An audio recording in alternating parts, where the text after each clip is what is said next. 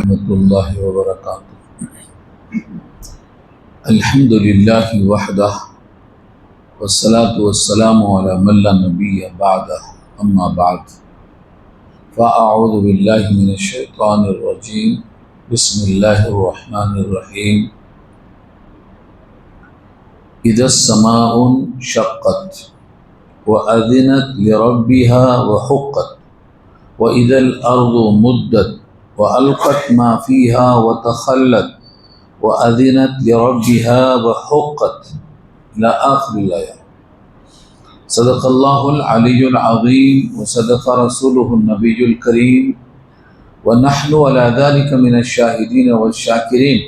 اللهم ألهمنا رشدنا وأعذنا من شرور أنفسنا، اللهم وفقنا لما تحب وترضى من القول والفعل والنية۔ رب اشرح لي صدري ويسر لي امري واحلل عقدة من لساني يفقهوا قولي، آمین یا رب العالمین۔ محترم حضرات، معزز سامعین، میرے بھائیوں، بزرگوں اور دوستوں، آج کی گفتگو کا عنوان ہے سورۃ الانشقاق۔ انشقاق باب انفعال سے ہے، متاثر ہو کر پھٹ جانا۔ شق کے معنی پھٹنے کے آتے ہیں، شقاق کے معنی دراڑ کے آتے ہیں۔ جب کوئی چیز پھٹ جاتی ہے اس پھٹن کو عربی میں شقہ کہتے ہیں۔ جیسے انشقاق قمر، چاند پھٹ گیا انگلیوں کے اشارے سے متاثر ہو کر، تو انشقاق قمر ہے۔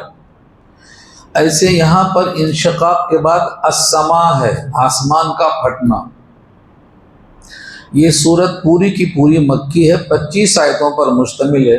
ظاہر ہے کہ 25 آیتیں پوری تو آدھے گھنٹے میں نہیں ہو سکتی ہیں، تو جو حصہ ہو سکتا ہے وہ حصہ مکمل کرنے کے بعد حسب معمول سوال جواب بھی رکھیں گے انشاءاللہ۔ اس میں جو سب سے اہم چیز ہے، اگر کوئی شخص قیامت کا منظر اپنی آنکھوں سے دیکھنا چاہتا ہے،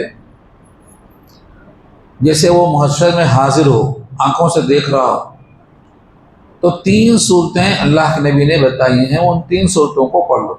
ان 3 میں سے ایک کا نام سورہ انشقاق ہے۔ سورہ تکویر آگے آ رہی ہے اور سورہ انفطار بھی آ رہی ہے۔ تو سورہ انفطار اور سورہ تکویر اور سورہ انشقاق، یہ تینوں کا مضمون ایسا ہے کہ گویا آپ محشر کے میدان میں کھڑے ہو کر اپنی آنکھوں سے دیکھ رہے ہیں، اس لیے اس کے ہر لفظ پر غور کرنا ہے، سوچنا ہے۔ السماء آسمان، اور اذا جب داخل ہوتا ہے کسی بھی فعل ماضی پر تو معنی مستقبل کا کر دیتا ہے۔ اذا السماء انشقت، جب آسمان پھٹ جائے گا۔ صاحب قرطبی اور ابن کثیر کہتے ہیں یہ وقت سے مراد قیامت ہے۔ قیامت میں سورج اور چاند ان تمام کے احوال کا تذکرہ آ رہا ہے۔ تو جب آسمان پھٹ جائے گا، آسمان کے کتنے پرت ہیں؟ 7، یہ پورے پھٹ جائیں گے، اور درمیان میں جو چیزیں آسمان کے ہیں وہ سب کے سب نیچے گر جائیں گی، اور جو فرشتے مقرر ہیں وہ فرشتے اطراف میں جمع ہو جائیں گے، کیونکہ جب چھت گرتی ہے تو اس کے اطراف جو دیواریں کھڑی ہیں وہاں جا کے ان کو ٹھہرنا پڑتا ہے۔ اور یہ کوئی رائے نہیں ہے، یہ سورہ حاقہ پارہ 29 میں آیت میں موجود ہے، وَالْمَلَكُ عَلَىٰ أَرْجَائِهَا۔ یہ ارجائیہ کیا ہے؟ ارجاؤن کے معنی کنارے۔ تو فرشتے اس وقت جب آسمان پھٹ جائے گا تو فرشتے جو آسمان کو سنبھالنے والے ہیں وہ خدا کے حکم سے اطراف میں آ جائیں گے، اور آج اللہ کے حکم سے 4 فرشتے ہیں، اس دن اٹھانے والے 8 فرشتے ہوں گے۔ اس کا بھی ذکر سورہ حاقہ ہی میں اللہ نے کیا ہے، یومئذ ثمانیہ، اس دن 8 فرشتے ہوں گے، یہ پورے اطراف میں آ جائیں گے۔ تو پہلا لفظ ہے اذا السماء انشقت، جب آسمان پھٹ جائے، وَأَذِنَتْ لِرَبِّهَا وَحُقَّتْ، اور اس نے حکم مان لیا، سن لیا، سن کر ماننا مراد ہے۔ یہاں اذنا، اللہ نے اس کو اجازت دی اس نے اس کو سنا، انسنی نہیں کر دیا بلکہ اس کو مان لیا۔ وَأَذِنَتْ، اور آسمان نے سن لیا، لِرَبِّهَا، اپنے رب کا حکم، وَحُقَّتْ، اور اس کے لیے حق یہی ہے کہ وہ سنیں۔ یہاں عجیب بات ہے، اللہ تعالیٰ کا حکم آسمان سن کر ٹال نہیں سکتا، اس کو امر تکوینی کہتے ہیں۔ دو قسم کے حکم ہوتے ہیں، ایک امر تشریعی ہوتا ہے، شریعت کا حکم۔ حضرت موسیٰ کو حکم جو دیا گیا تھا وہ امر تشریعی تھا، اور ایک ہے امر تکوینی، کونیات کا حکم، جو خضر کو دیا گیا تھا، کشتی کو پھاڑ دینا، بچے کی گردن توڑ دینا، یہ جو حکم تھا نا، یہ کونیات کا حکم تھا۔ اللہ جب کسی کونیات کا حکم دیتے ہیں تو وہ ٹال نہیں سکتا، اس کو اختیار نہیں کہ وہ ٹال دے۔ جیسے آسمان کے لیے حکم ہے، زمین کے لیے حکم ہے، جتنی چیزیں انسان اور جنات کے علاوہ ہیں ان کو جب اللہ کا حکم ہوتا ہے تو وہ ٹال نہیں سکتے، ان کو وہ کام کرنا ہی کرنا ہے۔ لیکن دوسرا حکم تشریعی ہے جس کے مخاطب انسان اور جنات ہیں، یا معاشر الجن والانس، یہ بار بار آ چکا ہے۔ اب ان کو جب کوئی حکم دیا جاتا ہے تو یہ اختیار کے ساتھ چاہے تو تعمیل کریں چاہے تو تعمیل نہ کریں، غفلت کریں، اور اسی اختیار کی بنا پر ان سے سوال جواب ہوگا، اور اسی سوال جواب میں ناکامی کی بنا پر عذاب یا ثواب ہوگا۔ یہ خلاصہ یہاں جاننا ضروری ہے۔ اس لیے آسمان حکم ٹال نہیں سکتا، زمین آسمان کا حکم دونوں کو تسلیم کرنا پڑے گا۔ تو فرمایا اور حکم سن لیا اپنے رب کا، اور اس کے لیے یہی لائق ہے، وہ حقت، یہی اس کے لائق ہے کہ وہ اللہ کا حکم سنے۔ وَإِذَا الْأَرْضُ مُدَّتْ، اور جب زمین پھیلائی جائے گی، یہاں مدت بھی فعل ماضی مجہول ہے۔ مدّ یا مدّو کے معنی لمبا ہونا، مد جو آتا قرآن میں، مد اس کو بھی لمبا کھینچتے ہیں، اسی وجہ سے اس کو مد کہتے ہیں۔ اور جب مال زیادہ ہوتا ہے تو اس کو مالم ممدودہ اللہ نے کہا ہے، مالم ممدودہ وبنین شہودہ، یعنی مال بہت دیا، مکے سے لے کر طائف مال دیا تھا، تو مالم ممدودہ، ممدود یا مد۔ اسی سے حدیث میں آتا ہے اذا تغدى تمدّ واذا تعشى تمشى، دوپہر میں کھانا کھاؤ تو لمبے ہو جاؤ، مطلب لیٹ جاؤ، واذا تعشى تمشى، اور شام میں کھانا کھاؤ تو ٹہلنے نکل جاؤ، کھانا کھا کے فوراً مت سو۔ اتنا دیر سے کھلاتے ہیں کہ سونے کا ٹہلنے کا موقع نہیں ملتا ہے، ان کی کوتاہی پہ کون بولے اب۔ اس کے بعد فرمایا کہ یہ زمین مدت لمبی کی جائے گی۔ کتنی لمبی کی جائے گی؟ زمین کے بارے میں دو باتیں، ایک تو سورہ ابراہیم پارہ 13 میں اللہ نے خود بیان کیا، وہ کہا ہے یوم تبدل الارض غیر الارض، جو زمین موجودہ ہے یہ زمین کو ہم تبدیل کر دیں گے دوسری زمین سے، یہ زمین نہیں رہے گی۔ ایک تو یہ کہا گیا ہے یوم تبدل الارض غیر الارض والسماوات، اور آسمان بھی بدل دیا جائے گا، وبرزوا للہ الواحد القہار، اور سب نکلیں گے ایک اللہ کے سامنے۔ یہ ایک تبدیلی ہے، یہ زمین نہیں رہے گی۔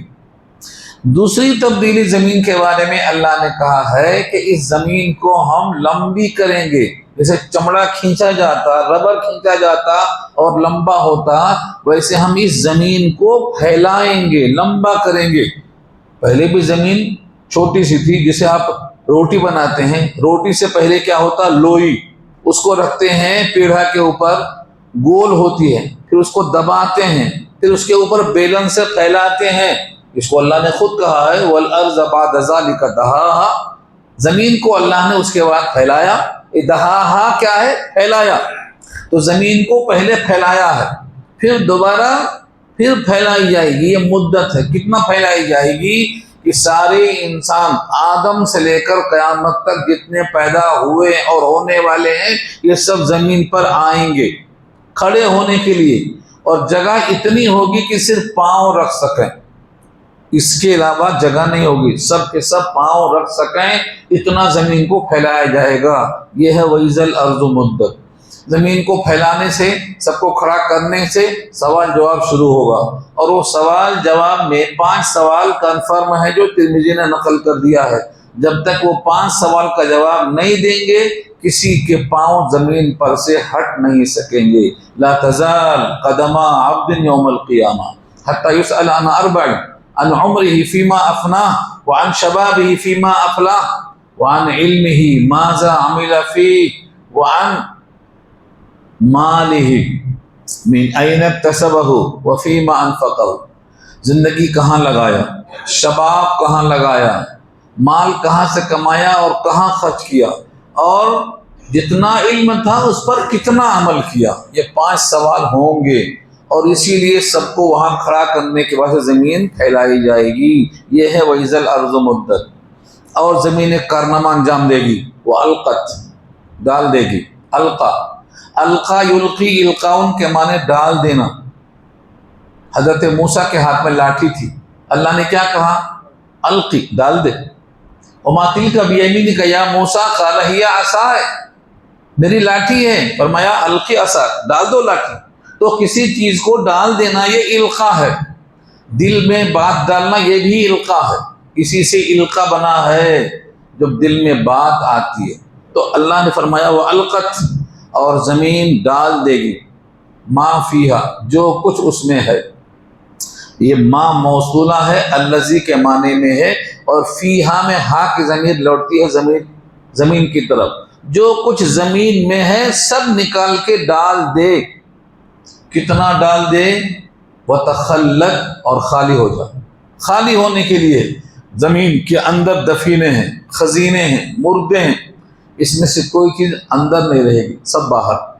اس کا ذکر پیچھے آ چکا ہے سورہ زلزال کے اندر، زلزلت الارض زلزالها واخرجت الارض اثقالها، وہاں اثقال اسی کو کہا گیا ہے، یہاں اس کو دفینہ کہا گیا ہے۔ جو کچھ زمین کے اندر ہے سب باہر ہوگا۔ اس وقت جب لوگ خزانہ باہر دیکھیں گے، سونا، چاندی، پیتل، تانبا، سب باہر، بڑے بڑے دفینے اور خزینے، قارون کے خزانے زمین کے اوپر پڑا ہے، کوئی پوچھنے والا نہیں۔ جس نے اپنا ہاتھ کٹایا تھا سونے کے لیے، جس کی گردن ماری گئی تھی، اور جو دنیا میں مال کے چکر میں خاک چھان رہا تھا، وہ کہے گا کیا ہو گیا زمین کو، اس کی تو ویلو ختم ہو گئی، اس کی ویلو ختم ہو گئی۔ آج اس کو کیا ہو گیا، نکال کے باہر پھینک دیے۔ وقال الانسان ما لہا، انسان کہے گا اس زمین کو کیا ہوا، خزانہ اندر تھا، مردے اندر تھے، زفینے، اب اس کو کیا ہوا؟ اللہ نے کہا اس کو کچھ نہیں ہوا ہے، بِأَنَّ رَبَّكَ أَوْحَىٰ لَهَا، اس زمین کو اللہ نے ایسا حکم دیا ہے، اس لیے زمین اس کو واضح کرے گی۔ تو یہاں جو جملہ آیا ہے وہ القت ما فیہا وتخلت، اور ڈال دے گی زمین جو کچھ اس کے اندر ہے، جو کچھ بھی اس کے اندر ہے، وتخلت، اور خالی ہو جائے گی۔ وَأَذِنَتْ، اور حکم سن لیا، یعنی حکم سن کر مان لیا، لِرَبِّهَا، اپنے رب کے لیے، یعنی اپنے رب کا حکم زمین نے مانا۔ وَحُقَّتْ، اور حق ہے اس کے لیے یہی کہ مانے۔ زمین کو انکار کرنے کا اختیار نہیں ہے، زمین کو، آسمان کو، مخلوقات کو۔ ہاں معذرت کر سکتے ہیں، انکار نہیں کر سکتے ہیں۔ جیسے سورہ احزاب کے آخر میں آیا ہے کہ ہم نے جب قرآن کو پیش کیا پہاڑوں پر، آسمانوں پر، تو سب نے انکار کیا نہیں، لفظ ہے، ڈر گئے۔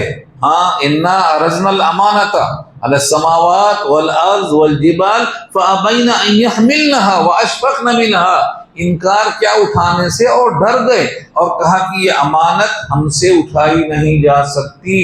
اس کمزوری میں اپنی کوتاہی کا انہوں نے اعتراف کیا۔ فابین ان یحملنها واشفقن منها وحملها الانسان، تو انکار کرنے کی گنجائش نہیں ہے، ہاں معذرت کی گنجائش ہے، معذرت کر سکتے ہیں کہ واقعی یہ بھاری بھانکم کلام ہے، ہم نے اٹھا سکتے۔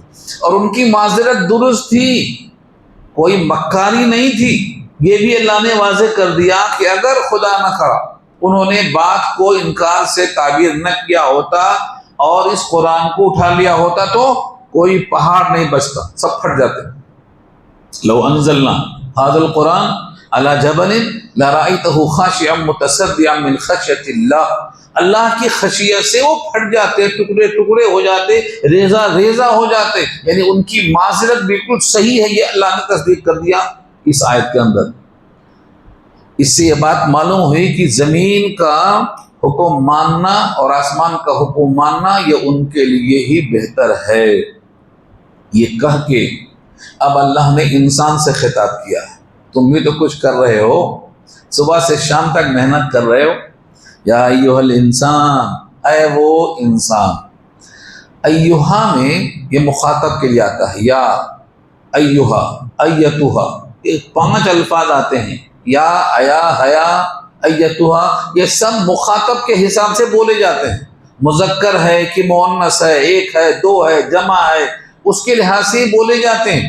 جیسے یا ایتھا النفس المطمئنہ، تو نفس مطمئنہ ہے تو کیا کہا، یا ایتھا النفس، یہاں پر مؤنث نہیں ہے، یا ایھا لائے، کیونکہ الانسان مذکر ہے، تو یا ایھا الانسان مانے اے انسان، سارے انسان مراد ہیں، کافر ہو، مشرک ہو، یہودی ہو، نصارہ ہو، الف لام استغراق کا ہے، سارے انسانوں سے خطاب ہے، یا ایھا الانسان انک قادح، بے شک تو، قادح کے معنی مشقت کرنے والا، تکلیف اٹھانے والا، جب سے پیدا ہوا ہے اس وقت سے لے کر جب تک مرے گا نہیں تب تک مراد ہے۔ یہاں مشقت کتنی ہے یہ ہر انسان جانتا ہے، اور جو نہیں جانتا ہے اس کو بتا دو۔ پیدا ہوا تو تنگ راستے سے پیدا ہوا، اب تو لوگ کاٹ کے آپریشن کر دے رہے ہیں سہولت کے لیے، ورنہ وہیں پر ناک رگڑتے ہوئے دم گھٹ جاتا اور مر جاتا۔ اور اس کو اللہ نے سورہ عبس میں کہا ہے، ثم السبیل یسرہ ثم اماتہ فاقبرہ ثم اذا شاء انشرہ، انسان کی ترتیب وہاں بیان کی اللہ نے، تم کو ہم نے تنگ راستے سے نکالا، اس راستے کو ہم نے آسان کیا، ثم السبیل یسرہ ثم اماتہ، پھر موت دیا، فاقبرہ، پھر خبر کے حوالے کیا۔ تو ترتیب انسان کی یہ ہے کہ انسان مشقت میں ہے، پیدائش کی مشقت ہے، اس کے بعد دنیا میں کھانے کی مشقت ہے، اپنے جسم سے فضلے کو خارج کرنے کی مشقت ہے، دنیا کی اتنی مشقت ہے کہ سارا جہان جانتا ہے۔ اس مشقت کا اشارہ ہے انک قادح، بے شک تو مشقت اٹھانے والا ہے، تکلیف اٹھانے والا ہے۔ یہ تکلیف کب تک رہے گی؟ الی ربک قدحا، اپنے رب سے ملاقات ہونے تک، اپنے رب سے ملاقات ہونے تک۔ قدحن تاکید کے لیے آتا ہے، تاکید یعنی تکلیف پر تکلیف، تکلیف پر تکلیف، اس کی تفصیل نیچے آ رہی ہے، تفصیل اسی صورت میں آ رہی ہے۔ وہ ترتیب سے تخلیق میں جہاں محنت مشقت ہے سب آ رہی ہے۔ فرمایا کہ فملاقیہ، پھر تم ملاقات کرنے والے ہو اس سے۔ اب اس سے جو پروناؤن ہے، ضمیر ہے، اس سے مراد محنت سے ملاقات ہوگی یا محنت کے اجر سے ملاقات ہوگی، یا مشقت کے جرمانے سے ملاقات ہوگی، یا اللہ سے ملاقات ہوگی جو سزا نافذ کرنے والا ہے۔ تو ملاقی میں جو ہی ہے، ضمیر ہے، پروناؤن ہے، یہ لوٹتا ہے رب کی طرف یا اپنے مشقت کی طرف، دونوں قول بیان کیے گئے ہیں۔ دونوں شکلوں میں کیا معنی ہوں گے؟ اے انسان، بے شک تو تکلیف اٹھانے والا ہے اپنے رب کے ملاقات ہونے تک، بس تو اس سے ملنا ہے، یعنی اللہ سے ملنا ہے، ایک، اس میں کوئی شبہ نہیں ہے۔ اس آیت کے علاوہ بہت ساری حدیثیں موجود ہیں کہ اللہ سے ملاقات طے ہے، اور بھیڑ میں نہیں، اکیلے اکیلے، اکیلے اکیلے، 1 by 1، کوئی دوسرا نہیں ہوگا، آپ کا رب آپ کے سامنے ہوگا اور ان کے سامنے ہوں گے۔ اور یہ اللہ نے سورہ مریم پارہ 16 میں کہا ہے، وَكُلُّهُمْ آتِيهِ يَوْمَ الْقِيَامَةِ فَرْدًا، یہ فردن، فردن کا لفظ ہے، فردن، فردن، فردن کے معنی 1 by 1، ایک کے بعد ایک، سب اللہ کے سامنے ہوں گے۔ آپ سوچتے ہوں گے اتنا ٹائم کہاں ہوگا، اللہ ہر شے پہ قادر ہے، وہ دماغ سے نکال دیجیے، ہر شے پہ اللہ قادر ہے، تو ملاقات تو ہونا طے ہے۔ اور اس آیت پر حدیث اگر لیں گے آپ، مسلم کی ہے، بخاری کی ہے، اللہ سے جو ملنا چاہتا ہے نا، اس بندے سے اللہ بھی ملنا چاہتے ہیں۔ معراج میں دونوں کی طلب تھی، اللہ بھی نبی سے ملنا چاہتے تھے اور نبی بھی اللہ سے ملنا چاہتے، طلب برابر تھی۔ اور یہ ہمارے اکابر بھی لکھتے ہیں، حضرت شیخ بھی لکھتے ہیں، الفت میں برابر ہے، وفا ہو کہ جفا ہو، ہر چیز میں لذت ہے، اگر دل میں مزہ ہو، دو طرف سے ملاقات کا اشتیاق ہو تو محبت بڑھ جاتی ہے۔ اس لیے اللہ نے کہا جو بندہ مجھ سے ملنا چاہتا ہے میں اسے ملنا چاہتا ہوں۔ اور دوسرا پہلو یہ ہے جو مجھ سے نہیں ملنا چاہتا میں بھی اس سے ملنا نہیں چاہتا ہوں۔ اور حدیث کے الفاظ ہیں من احب لقاء اللہ احب اللہ لقاءہ ومن کرہ لقاء اللہ کرہ اللہ لقاءہ۔ اب آپ دل میں فیصلہ کر لیجئے، اللہ سے ملنا چاہتے ہیں آپ؟ جب اللہ سے ملنا چاہیں گے تو خیال آئے گا میری فائل پہنچی ہے پہلے سے۔ جب بھی کوئی کسی بڑے سے ملتا ہے تو یہ سوچتا ہے میں بے قصور ثابت ہو جاؤں تب تو خیریت ہے، لیکن اللہ نے کہا ہے تیری فائل میرے پاس پہلے سے موجود ہے، تو کیا کھایا نہیں، تو کہاں سے پیدا ہوا وہاں سے فائل موجود ہے میرے پاس۔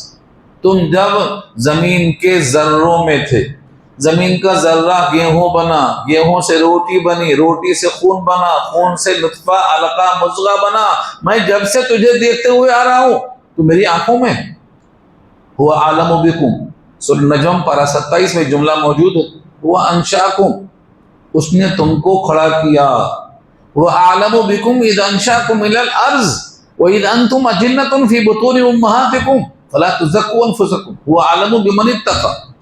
کون متقی ہے کون پرہیزگار ہے بتانے کی ضرورت نہیں ہے، فائل پہلے موجود ہے۔ اس لیے ملاقات کرتے ہوئے انسان ڈرتا ہے اور اسی کا نام تقویٰ ہے۔ اگر یہ ڈرتا ہے کہ ملاقات ہوگی، میرے راز فاش ہوں گے، سزا ہو جائے گی، اور اپنے گناہوں کی معافی چاہتا ہے دنیا ہی میں، وقت سے پہلے تیاری کرتا ہے، تو یہی تقویٰ ہے۔ اور حاضری پکی ہے، فائل بھی وہاں پہنچ چکی ہے، بھی بات پکی ہے، اور انسان وہی بچے گا جو معذرت کرے گا، جو گناہوں سے پشیمان ہو کر توبہ کرے گا وہی بچے گا۔ کلو بنی آدم خطاؤن وخیر الخطاء التوابون، التائب حبیب الرحمن، التائب من الذنب کمن لا ذنب لہ۔ ہر بنی آدم گناہ گار ہو، اور بہترین گناہ گار وہ ہے جو توبہ کر لے۔ توبہ کرنے والا رحمان کا محبوب ہے، توبہ کرنے والا گناہوں سے ایسا پاک صاف ہو جاتا ہے جیسے گناہ اس نے کیا ہی نہیں ہے۔ یہ پوری چیزیں حدیث کے اندر موجود ہیں۔ تو یہاں فملاقی سے ایک بات تو فائنل ہے، ملاقات تو ہونے والی ہے، رب سے ملاقات ہونے والی ہے۔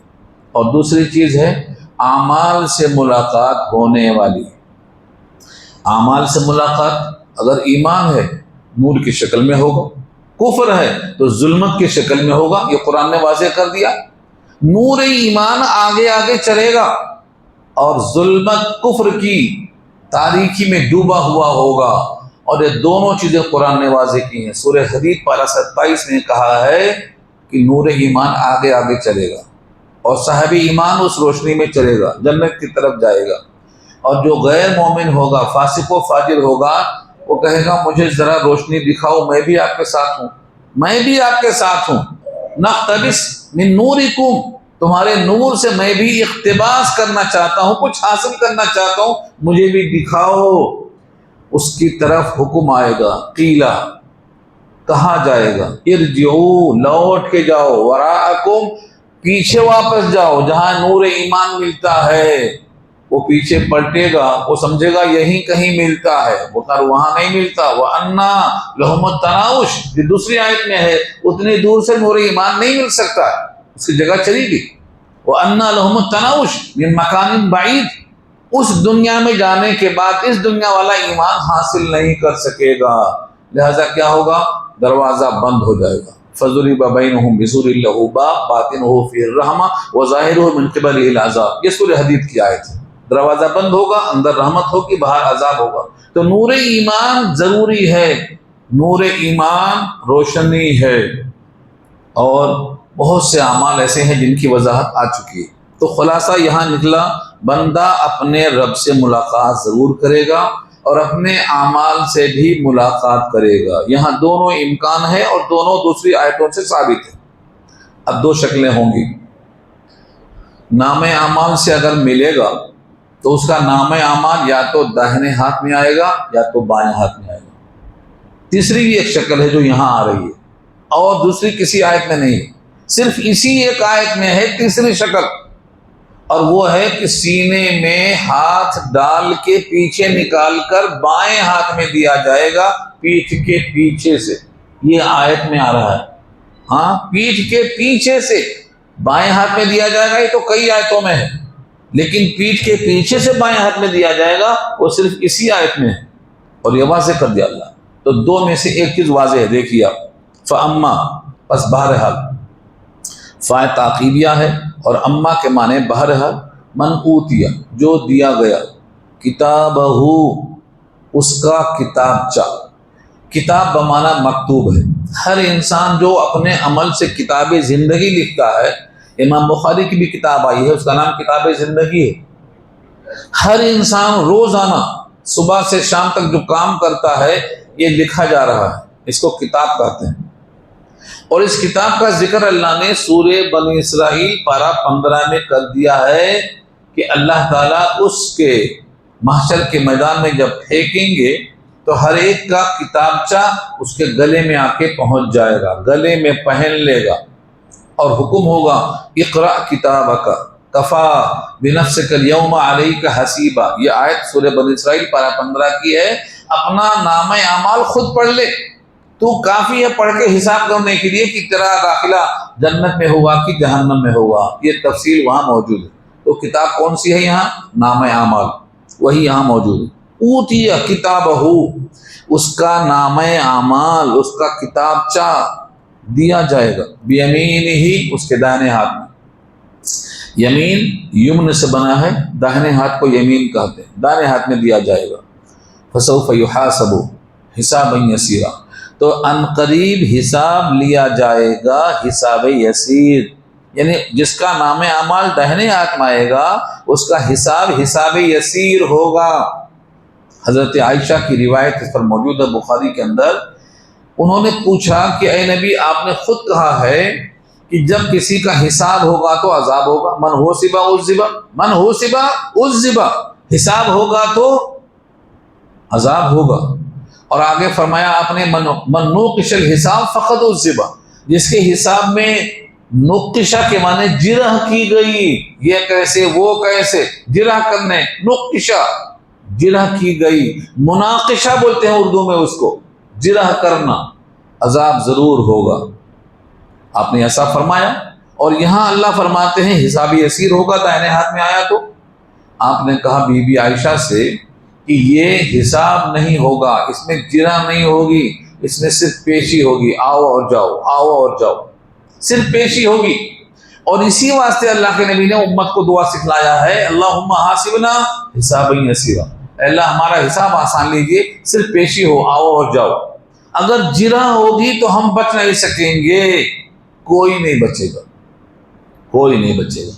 حدیث میں آتا ہے عمل کے بلبوتے پر تم میں سے کوئی جنت میں جا ہی نہیں سکتا، تم میں سے کوئی شخص عمل کے بلبوتے پر جنت میں نہیں جا سکتا اگر جرح ہوئی۔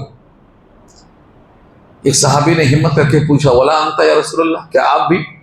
ہمت دیکھو صحابہ کی، ہمت نہیں، وضاحت، تاکہ بعد میں امت پریشان نہ ہو۔ جیسے آپ نے کہا کہ تم میں سے کوئی شخص محض اپنے عمل کے بلبوتے پر جنت میں نہیں جا سکے گا، تو ایک صحابی کہتے ہیں ولا انت یا رسول اللہ، کیا آپ بھی؟ آپ نے انکار نہیں کیا، ولا انا، اور میں بھی، فرمایا ولا انا، اور میں بھی، اور اپنا داہنا ہاتھ اپنے سر پہ رکھا اور کہا الا ان یتغمدنی اللہ تعالی برحمت واسعہ، مگر اللہ نے مجھے اپنی رحمت واسعہ میں ڈھانپ لیا، رحمت واسعہ میں ڈھانپ لیا، گویا رحمت واسعہ ذریعہ بنے گی جنت میں جانے کے لیے۔ یہ فضل ہے اللہ کا، اس لیے کوئی شخص عمل سے جنت میں نہیں جائے گا، اس عمل کو بنیاد بنا کر اللہ کا فضل ہوگا، اور یہی فضل آپ مانگتے ہیں اللہ سے، اللہم انی اسألک من فضلک، یہ جو فضل مانگتے ہیں ہر نماز کے بعد، یہ وہی فضل ہے۔ ہماری نماز تو گئی گزری ہے، کیا پڑھے کیا نہیں پڑھے، آئے گئے خالی، اس نماز کو ذریعہ بنا کر تیرا فضل ہوا تو بخشش ہو جائے گی، تو فضل مانگنے کا حکم دیا گیا ہے۔ اب یہاں دیکھو آپ، حساب یسیر یہی ہے، آپ ہمیشہ یہ دعا کریں اللہم حاسبنا حسابا یسیرا۔ بی بی عائشہ نے کہا شب قدر مل جائے تو کیا کہوں؟ تو آپ ان سے یہی کہو اللہم انک عفو تحب العفو فاعف عنی۔ تو یہ معاف کرنا ہی تو حساب یسیر ہے، صرف پیش ہی ہے، گزر جانا ہے۔ جرا ہوگی تو کوئی بچے گا نہیں، کوئی نہیں بچے گا۔ تو حساب یسیر کی دعا کرنا ہے۔ یہ داہنے ہاتھ والے، اور یہ داہنے ہاتھ والا اپنے گھر والوں کی طرف لوٹ جائے گا خوشی کے ساتھ۔ وَيَنْقَلِبْ، انقلاب اردو میں ہے پلٹ جانا۔ انقلاب کے معنی پلٹ جانا، جو پہلے تھا پھر سے آ جانا۔ وَيَنْقَلِبُ، اور یہ پھر کر آئے گا، اِلَىٰ أَهْلِهِ، اپنے اہل کی طرف۔ جب بھی اہل مراد ہو تو اس سے مراد بیوی بچے ہوتے ہیں۔ اہل و عیال اردو میں استعمال ہے، اہل پہلے بیوی ہوتی پھر دونوں سے بچے ہوتے تو اہل و عیال بنتا ہے۔ اب یہاں سوال یہ ہے کہ یہ اہل و عیال دنیا والے ہیں یا جنت والے ہیں؟ دونوں حدیثیں موجود ہیں۔ صاحب قرطبی کہتے ہیں اگر یہ بیوی جنتی ہے، ایمان والی ہے، تو یہ بیوی مراد ہے۔ اب اس کو خبر دیں گے آؤ جنت میں جائیں گے، دونوں ساتھ جائیں گے۔ اہل سے مراد دنیا والی بیوی ہے۔ اور اگر یہ بیوی ناکارہ ہے، جنت کے لائق نہیں ہے، اور اس کے لیے اللہ نے جنت طے کر دی ہے، تو اس کی مراد اہل سے مراد بیوی ہے، یعنی حوریں ہیں، جنت کی حوریں ہیں، اور یہ سب ان کے ساتھ اپنے اہل میں بن کر جائیں گی۔ یہاں مراد یہی ہے۔ تو اہل بیوی بھی ہو سکتی ہے، اور اس اہل کا ذکر سورہ یاسین میں اللہ نے خود کر دیا ہے۔ ہم وازواجہم فی ظلال علی الارائک متکئون، وہ اور ان کی بیویاں مسہریوں پر چھاؤں میں ہوں گے۔ تو اگر بیوی نیک ہے تو ساتھ، اگر یہ بیوی نیک نہیں ہے تو پھر جنت کی حوریں ساتھ ہوں گی۔ یہاں مراد وہی ہے۔ وَيَنْقَلِبُ إِلَىٰ أَهْلِهِ، اور لوٹے گا وہ اپنے اہل کی طرف، مسرورا، مسرورا، خوش ہو کر۔ مسرور کا مادہ سرور ہے، اردو میں سرور کہتے ہیں، عربی میں اس کو مسرور کہتے ہیں۔ اور سرّ یسر، سرورن کے معنی خوش ہونا، یہ خوش ہو جائے گا۔ یہ خوشی کی وجہ لکھا ہے اگلی آیتوں میں، ایک دو آیت کے بعد آ رہا ہے کہ اس کو یہ خوشی کیوں ملی۔ دنیا میں یہ ہمیشہ غمگین رہتا تھا، دنیا میں ہمیشہ غمگین رہتا تھا فکر آخرت میں، اس کے بدلے میں یہ خوشی ملی ہے اس کو۔ اور یہ اللہ نے سورہ زاریات میں کھول کے رکھ دیا ہے، انا کننا قبل فی اہلنا مشفقین، انا کننا قبل فی اہلنا مشفقین، اس سے پہلے ہم اپنے اہل و عیال میں ڈرتے رہتے تھے، کیسا زندگی گزاریں گے، کیسا اللہ راضی ہوگا، کیسے قبر کا حساب کتاب ہوگا، کیسے اللہ کی رضا جوئی ملے گی، اپنے اہل میں رہ کر ہم غمگین رہا کرتے تھے۔ اور اس آیت کے ذیل میں لمبی تفسیریں آپ پڑھیں گے تو ملے گا کہ ہمارے نبی ہمیشہ غمگین رہتے تھے، دائماً، حزیناً، دائماً کا لفظ آتا ہے، ہمارے نبی ہمیشہ غمگین رہتے تھے، اور وہ دنیا کا غم نہیں تھا، دنیا کا غم نہیں تھا، بلکہ وہ آپ کا جو غم تھا وہ آخرت کا غم تھا، اور کبھی اپنا اور کبھی پوری امت کا غم ہوتا تھا۔ چنانچہ جب کبھی کوئی خوشخبری آتی تھی کسی بھی جگہ، پورے قرآن میں کہیں بھی کوئی خوشخبری آئی تو اس وقت آپ اپنی امت کو سوال میں داخل کرتے تھے۔ مثال کے طور پر جو آپ کو پہلے سے یاد ہے آپ اس کو دیکھ لیجئے، پہلے سے یاد ہے، اتحیات میں آپ پڑھتے ہیں، اتحیات تو یاد ہوگی۔ میں کوشش کرتا ہوں کہ کم سے کم جو 5 دعائیں نماز میں ہیں ان کا ترجمہ پڑھ لو تاکہ نماز صحیح ہو جائے، 2 کلمے ترجمے سے پڑھ لو تاکہ ایمان صحیح ہو جائے۔ تو اتحیات میں آپ کیا پڑھتے ہیں؟ السلام علینا وعلی عباد اللہ الصالحین، یہ نبی نے عائد کیا ہے۔ اللہ نے کیا کہا تھا؟ السلام علیکہ ایھا النبی، اے نبی آپ پر سلامتی ہو، آپ کی رحمت ہو، اللہ کی رحمت سلامتی نبی پر ہو۔ اللہ کے نبی نے اس کو صیغہ جمع میں تبدیل کر کے کیا کہا؟ السلام علیکہ کے بجائے السلام علینا، ہم سب پہ ہو، وعلی عباد اللہ الصالحین، اور اللہ کے سارے نیک بندوں پر ہو۔ تو نبی نے اضافہ کر کے عائد کیا اس کو، اور یہ مقطع معراج کا واقعہ قرآن کریم میں جہاں جہاں آپ کو فضیلت ملے گی، جہاں جہاں، اس وقت نبی نے اپنے ساتھ امت کو شامل کر لیا ہے، اس غم کو دور کرنے کے موقع، جیسے سورہ والضحیٰ نازل ہوئی، وَلَسَوْفَ يُعْطِيكَ رَبُّكَ فَتَرْضَىٰ، آپ کا رب آپ کو اتنا دے گا کہ آپ راضی ہو جائیں گے۔ جب یہ آیت نازل ہوئی تو صحابہ قرطبی لکھتے ہیں کہ حضور پاک نے کہا میں تو راضی نہیں ہوں گا اگر میرا ایک امتی جہنم میں ہوگا۔ وَإِذًا لَا أَرْضَىٰ وَوَاحِدٌ مِّنْ أُمَّتِي فِي النَّارِ وَإِذًا لَا أَرْضَىٰ، میں راضی نہیں ہوں گا اگر میرا ایک امتی جہنم میں ہے۔ تو اللہ کے نبی نے اپنے ساتھ امت کو ہر جگہ شامل کیا ہے۔ اس کی مثالیں قرآن میں کثرت سے ملیں گی آپ کو، بس شرط یہ ہے کہ آپ سمجھ کے پڑھیں، قرآن سمجھ کے پڑھیں۔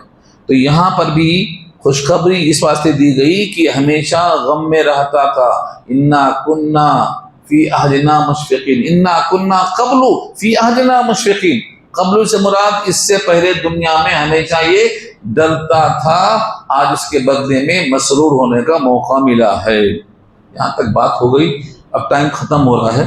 وَأَمَّا مَنْ أُوتِيَ كِتَابَهُ وَرَاءَ ظَهْرِهِ، یہاں سے ہم انشاءاللہ آئندہ ہفتہ پورا کریں گے۔ جو باقی 15 منٹ ہے اس میں آپ سوال جواب کر لیجئے، جس کو جو پوچھنا ہے پوچھ لیجئے، ٹائم کا خیال کیجئے۔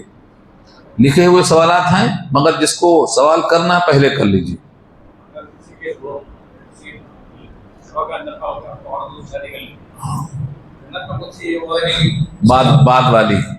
بعد والی رہے گی، پہلے والی کو دوسرا ملے گا۔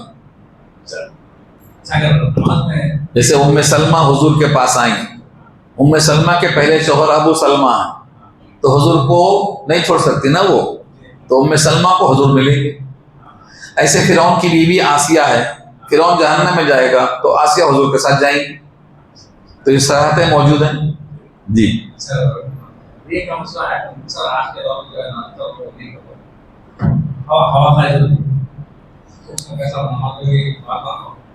دیکھیے، ہوا کا خروج ایک مسئلہ ہے اور یہ بیماریوں میں آتا ہے۔ بطن ریح، مسلسل ہوا کا خارج ہونا، یا پیشاب کے قطرے بار بار آنا، یا نکسیر پھوٹ جانا، ایسوں کے لیے ایک مسئلہ بتایا فقہا نے کہ ایک نماز کا جب وقت آئے تو تازہ وضو کرے۔ اب اس نماز کے وقت کو ختم ہونے تک اگر اس کو یہ عذر ہے کہ وہ رکتا نہیں ہے تو یہ معذور میں آ جائے گا، اور معذور کو اس میں معاف کر دیا گیا ہے، نماز پڑھتا رہے گا اور ہوا خارج ہوتی رہے گی، اس کی نماز ہو جائے گی اگر وہ معذور کے درجے میں آ گیا تو۔ اب معذور کے درجے میں ہونے کی یہ شرط ہے کہ ہر وقت میں تازہ وضو کرے، اور تازہ وضو کرنے کے بعد بھی نہیں رک رہا ہے تو معذور میں آ جاتا۔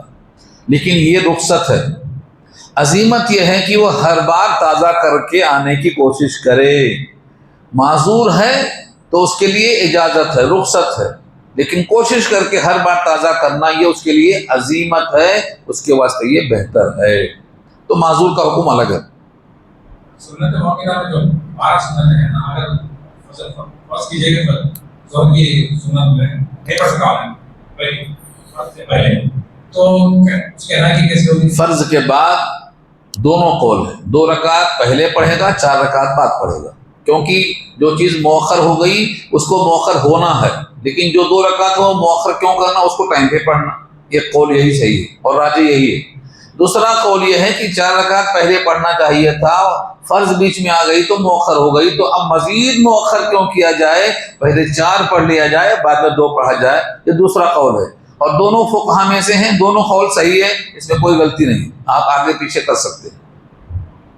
4 رکعت والی نمازوں میں ظہر میں سورۃ فاتحہ پڑھنا چاہیے، سنت میں، سنت کی ہر نماز میں، بلکہ ہر نماز میں سنت ہو یا فرض ہو، ہر رکعت میں سورہ فاتحہ ہے، سورہ فاتحہ تو ہر رکعت میں ہے۔ اب اس کی حیثیت واجب کی ہے یا سنت کی ہے وہ بدل جاتی ہے۔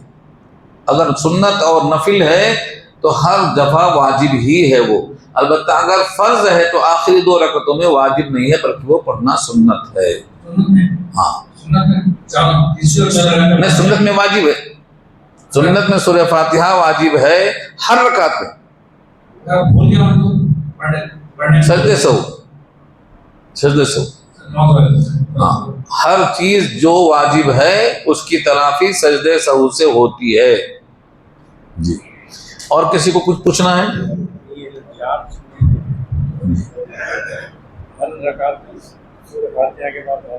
ضمہ سورہ ہے، جی ہاں۔ وہی پوچھ رہے ہیں. السلام علیکم. وعلیکم السلام. امام کے ساتھ 4 رکعت کی نماز پڑھے, جماعت کے ساتھ امام کے پیچھے 1 رکعت, باقی کے 3 رکعت خود پڑھے. اگر وہ 3 رکعت میں غلطی ہو جائے واجبات کے اندر, سیدھی سہو ضروری ہے یا نہیں؟ ضروری ہے, کیونکہ امام کے پیچھے جب تک غلطی ہوئی تھی تو امام ذمہ دار تھا. امام نے سلام پھیر دیا, اب آپ جو پڑھ رہے ہیں اس کے ذمہ دار آپ ہیں. سمجھ میں آ رہا ہے جی؟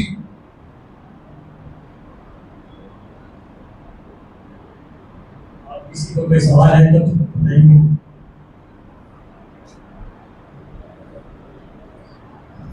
زبانی نہیں پوچھنا ہے. یہاں سوال علمی ہے, آپ لوگ توجہ دیں گے تو سمجھ میں آئے گا. سوال نمبر 1, سورہ تحریم آیت نمبر 9, یا ایھا النبی جاہد الکفار والمنافقین واغلظ علیہم ومأواہم جہنم وبئس المصیر. اس آیت کا ترجمہ یہ ہے کہ اے نبی آپ کافروں منافقوں سے جہاد کیجیے, ان پر سختی فرمائیے, اور ان کا ٹھکانہ جہنم ہے اور وہ کیا ہی بڑا برا ٹھکانہ ہے. جہاد کے تعلق سے بڑی صاف آیت ہے. موجودہ زمانے میں اس پر کیوں عمل نہیں ہو رہا ہے, وضاحت فرمائیں. عمل کیجیے, منع نہیں کر رہا کوئی. عمل کرنے کے لیے جو شرائط ہیں, کوئی آپ کا امیر بنے گا, تعداد میں ان کے برابری ہوں گی, ان کے لیے اللہ نے دوسرا حکم دیا ہے سورہ انفال میں, وَأَعِدُّوا لَهُمْ مَا اسْتَطَعْتُم مِّن قُوَّةٍ وَمِن رِّبَاطِ الْخَيْلِ. تو تیاری کرنا پڑے گا. تیاری کے بغیر تو آپ کچھ نہیں کر سکتے. مکے میں 13 سال کیوں رکے رہے؟ وہ تیاری ہی تھی. بدر 13 سال کے بعد کیوں ہو رہی ہے؟ کیونکہ تیاری باقی تھی. تو تیاری کرنے میں ہجرت بھی شامل ہے, تیاری کرنے میں تعداد بھی شامل ہے, تیاری کرنے میں ان اینٹوں کو پختہ کرنا ہے جن کو استعمال کرنا ہے, اور کچی اینٹوں سے عمارت نہیں بنتی ہے. 13 سال صحابہ کو مشقت میں ڈال کر رکھا گیا اسی واسطے تاکہ وہ تپا کر کندن بنائے جائیں, تب جا کے بدر واقع ہوئی. تو اس میں کوئی حرج نہیں ہے, حکم باقی ہے, عمل کرنا چاہیے. دوسری آیت سورہ جاسیہ آیت نمبر 23 ہے, بہت اہم آیت ہے. اگر گھر میں تفسیر قرآن ہے تو جا کر ضرور دیکھیے, بہت اہم ہے. افرأیت من اتخذ الہہ ہواہ واضلہ اللہ علی علم وختم علی سمعہ وقلبہ وجعل علی بصرہ غشاوہ ومن یہدیہ من بعد اللہ افلا تذکرون. کیا اے نبی آپ نے اس شخص کو دیکھا جس نے اپنی خواہشوں کو اپنا معبود بنا لیا ہے, اس کو اللہ نے علم کے باوجود گمراہ کر دیا ہے اور مہر لگا دیا اس کی سماعت پر اور اس کے دل پر, اور پردہ ڈال دیا اس کی آنکھوں پر. اب کون ہدایت دے گا اس کو اللہ کے بعد؟ کیا تم تذکر اور دھیان نہیں دو گے؟ یہ آیت ہے. اس میں معبود کون ہے؟ خواہش. اکثر لوگ سمجھتے ہیں کہ بت پرستی میں شرک ہے, اور نفس پرستی میں شرک نہیں ہے. اس آیت کے ذیل میں صحابہ قرطبی ایک حدیث لکھتے ہیں, آسمان کے نیچے اور زمین کے اوپر کوئی ایسا معبود نہیں ہے جس کی پرستش اس بڑے بت سے زیادہ ہوئی ہے. وہ کون سا بت ہے؟ نفس ہے, نفس. ما من الہ عبد تحت السماء علی الارض ابغض الی اللہ من الہوی. خواہشات نفس سے زیادہ مبغوض اللہ کے پاس کوئی اور بت نہیں ہے. اور آج امت اسی بت پرستی میں ہے. دوسروں کو بت پرست سمجھ رہی ہے, لیکن جو نفس پرستی میں ڈوبے ہیں وہ اپنے نفس کو اس کی اطاعت میں لگا چکے ہیں. اور یہ سب سے زیادہ بڑا بت ہے جس کا ذکر یہاں کیا ہے. اس آیت پر آپ بڑی حدیثیں پائیں گے, بہت سی حدیثیں پائیں گے. تو نفس کا تزکیہ کرنا ضروری ہے, نفس کی دھلائی ضروری ہے. وَنَهَا النَّفْسَ عَنِ الْهَوَىٰ, خواہشات سے نفس کو روکا. وَنَهَا النَّفْسَ عَنِ الْهَوَىٰ فَإِنَّ الْجَنَّةَ هِيَ الْمَأْوَىٰ, تب جنت بنے گا ٹھکانہ اس کے لیے. تو خواہشات سے روکنا پڑے گا. یہ آیت بہت اہم ہے, اور اسی واسطے صحابہ کرام اپنے نفس سے لڑنے کو جہاد اکبر کہتے تھے اور میدان کارزار میں لڑنے کو جہاد اصغر کہتے تھے رجعنا من جہاد الاصغر الی جہاد الاکبر، نفس سے لڑنا جہاد اکبر ہے۔ اور رومی نے بھی اپنے شعر کے اندر نفس سے لڑنے کو بڑا جہاد کہا ہے۔ بڑے موذی کو مارا، نفس امارہ کو گر مارا، نہنگ و اژدہا وہ شیر و نر مارا تو کیا مارا، بڑے موذی کو مارا، نفس امارہ کو گر مارا۔ اور جتنے بھی صوفیہ اہل اللہ خانقاہوں میں کام کراتے ہیں یہ یہی نفس کو مارنے کا کام کراتے ہیں۔ اب وہ کتنا مرتا ہے کتنا جیتا ہے وہ تو اللہ کو معلوم۔ اس کے بعد ایک سوال اور ہے، سوال سورہ احزاب کی آیت نمبر 28 کا ہے، یا ایھا النبی قل لازواجک ان کنتن تردن الحیاۃ الدنیا وزینتها فتعالین امتعکن واسرحکن سراحا جمیلا۔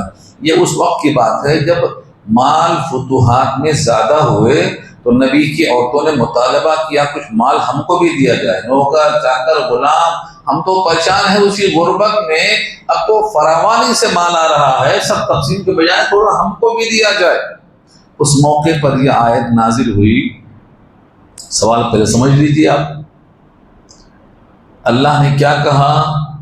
اپنی ازواج سے فرما دی کہ اگر تم دنیا اس کی زینت آرائش کی خواہش مند ہو تو آؤ میں تمہیں مال و متاع دے کر اور تمہیں حسن سلوک کے ساتھ رخصت کر دوں۔ کیا حکم صرف حضور کے لیے خاص تھا یا تمام امت محمدیہ کے لوگوں پر بھی یہ حکم ہے؟ یہ تو نبی کے لیے خاص ہے۔ یا ایھا النبی قل لازواجک، اے نبی اپنی بیویوں سے کہو جو تم سے مال و متاع کا مطالبہ کرتی ہیں، میرے ساتھ زوجیت میں رہنا ہے تو قناعت کر کے ایسے ہی رہنا پڑے گا، اور اگر دنیا چاہتی ہو تو میں تم کو چھوڑ دوں، دنیا میں جاؤ دنیا حاصل کر لو۔ یہ ساری عورتوں کو اختیار دیا گیا تھا۔ سب سے پہلے حضور نے عائشہ کو بلایا، کہا ایک مشورہ ہے، جلدی نہیں کرنا جواب میں، ماں باپ سے پہلے مشورہ کرنا پھر جواب دینا۔ یہی آیت تھی حضور نے پیش کیا تھا۔ عائشہ نے کہا میں اتنی بدھو نہیں ہوں کہ میں اماں سے ابا سے پوچھوں گی، میں نے اللہ کے نبی کو اختیار کر لیا، اخترت اللہ ورسولہ، مجھے دنیا نہیں چاہیے، بس میری ایک شرط ہے، آپ دوسری عورتوں کو نہ بتانا کہ عائشہ نے کیا پسند کیا، نہیں بتانا، کیونکہ اس بہانے اگر کچھ چھٹتی ہیں تو چھٹ جانے دو، نبی کے ساتھ زیادہ وقت بتانے کا موقع ملے گا ہمیں۔ یہ تو چاہت میں محبت تھی، محبت میں اضافہ تھا، اس لیے کہا میری پسند بتانا نہیں کسی کو، تاکہ کوئی پسند کرے اپنی مرضی سے، کوئی جائے تو اپنی مرضی سے، میری نقل کر کے پاس نہیں ہونا کوئی۔ چنانچہ حضور پاک نے اس موقع پر کہا عائشہ بہت ذہین ہے، اس نے وہ چیز پسند کر لیا ہے جس سے دنیا آخرت دونوں بن جاتی ہے۔ عائشہ کی ذہانت، ان کی لفظی فطانت نبی نے سراہا ہے اس کو، جہاں جہاں وہ بولتی تھی۔ ان کے 200 صحابہ شاگرد ہیں، میرے پاس مسند عائشہ موجود ہے، 200 صحابہ ان کے شاگرد ہیں، وہ تمام حدیثیں وہاں پر موجود ہیں جو بی بی عائشہ سے منقول ہیں۔ تو یہ صرف نبی کی عورتوں کے لیے خاص ہے، اس کو تخییر کہتے ہیں، تخییر، آیت تخییر، دنیا چاہتی ہو یا نبی کو چاہتی ہو، ایک طرف دنیا ہے ایک طرف نبی ہے، نبی کے ساتھ رہو گی تو قناعت کے ساتھ رہنا پڑے گا، یہ مضمون اس کے واسطے ہے۔ 2 منٹ باقی ہیں، کسی کو کچھ پوچھنا ہے تو پوچھ لیجیے جی۔ رونق کے معنی، جب زمین پر پانی برستا ہے اور ہریالی ہر طرف بھر جاتی ہے تو اس کو رونق کو عربی میں بہجہ کہتے ہیں، بہجہ۔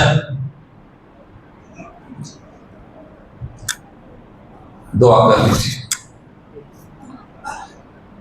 الحمدللہ رب العالمین والصلاۃ والسلام علی سید المرسلین یا حی یا قیوم برحمتک نستغیث یا رب لک الحمد كما ينبغي لجلال وجهك العظيم اللهم لا أحصي ثناء عليك أنت كما أثنيت على نفسك اللهم لا مانع لما أعطيت ولا معطي لما منعت ولا ينفع ذا الجد منك الجد وصلى الله تعالى على خير خلقه سيدنا ومولانا محمد وآله وأصحابه أجمعين برحمتك يا أرحم الراحمين يا رب العالمين۔